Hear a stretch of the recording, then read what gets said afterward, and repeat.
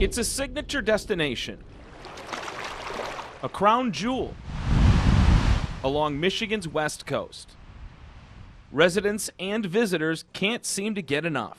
We're hoping that people get interested in the community and in our history. But there's more to Coast Guard City, USA than boats, beaches, and a boardwalk. It all comes down to belief and experience. To really get to know Grand Haven, I can't prove that ghosts exist you have to go or that hauntings even exist. beneath the surface. There are so many hidden stories in the cemetery. Lake Forest Cemetery, It's old, a garden of stones super pretty. as far as the eye can see. It goes back to 1873. But with age comes legend. I believe there's something we can't explain. Based on experiences, many have concluded not all of the souls resting here are truly at rest. Maybe something in our energetic being does leave something behind that people are picking up on or seeing somehow. We are asking everyone to sign our waiver. The myth of Lake Forest Cemetery What if we run out of pages? is hard to resist. 112 here tonight. That is amazing. A graveyard ghost story stroll We can all crowd right in here. at dusk, Who knew that? How many people did not know that? with the hope of learning more We came up with some great stories that we want to share with you tonight. about the lore. We're gonna head that way.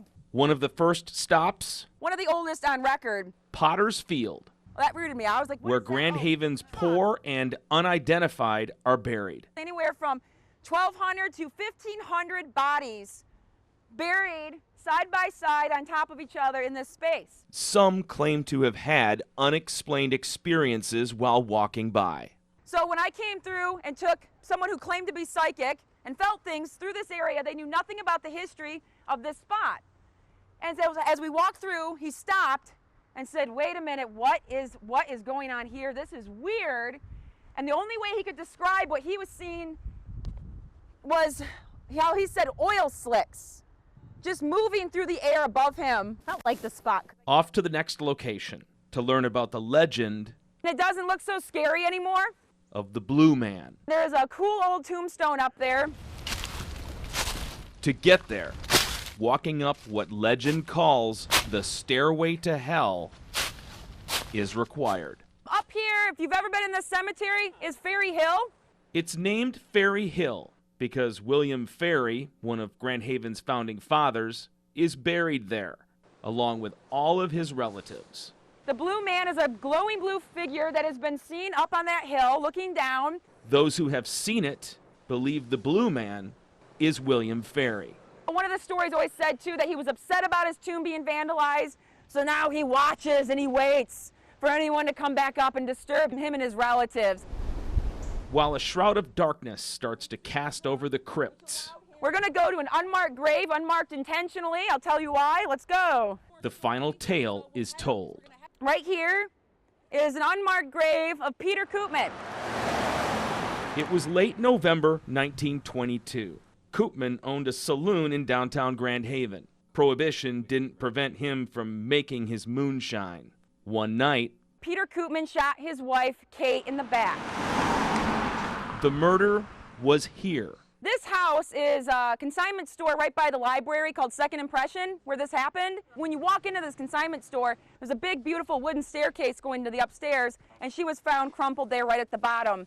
In recent years, owners of the store said, And they'd hear sounds, footsteps, especially the upstairs where the formal wear is sold.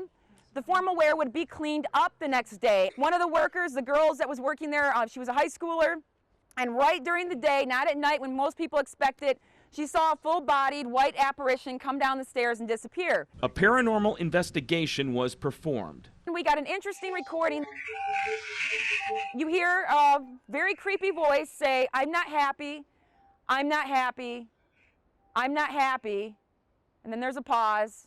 And then you hear a very breathy, help me. Because of what he did, Peter Koopman's family never gave him a gravestone.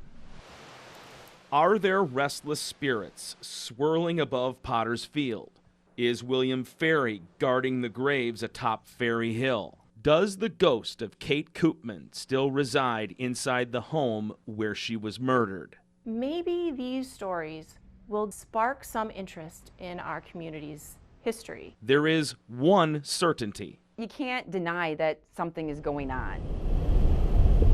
A lot of people want that validation that there's something else beyond, our mortal existence. Very rarely do you get something, but again, it's when you do get something unexplainable that keeps you searching.